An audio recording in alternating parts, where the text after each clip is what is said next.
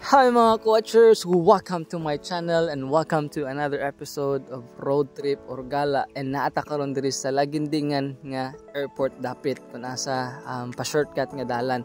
Kaya naatay giadtuan o ganhian kung asa ga-serve sila og seafoods. And unsa ba nga mga seafoods nila nga available? So naatay kining fresh talaba for only 150 pesos per kilogram.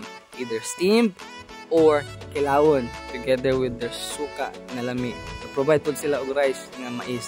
Napunta kaning fresh nga tulya, lami daw ni siya para kilaw, para sabaw, o para steam nga isawsaw nimo sa suka. Napunta kaning fresh nga saang, ang dagko per kilogram 200 nya ay gagmay pinutos, tag 100 ang putos, so dili siya by kilo.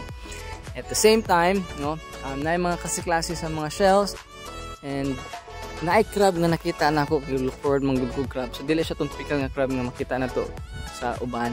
So wala na ako siya gitrayan. Napoy kasi klase nga natimplahan na nila daan nga igo na lang inyo kaunon, ilaw na.